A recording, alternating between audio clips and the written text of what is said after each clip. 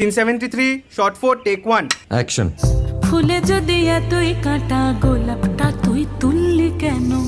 প্রেমে যদি এতই ব্যথা সেই প্রেমে তুই ভুললি কেন? কি গো ডাইরেক্টর সাহেব, আমি তো 60 বলে দিয়েছি, কাট তো আর বলতে পারি না, এবার তুমি কাটটা বলো। Got it.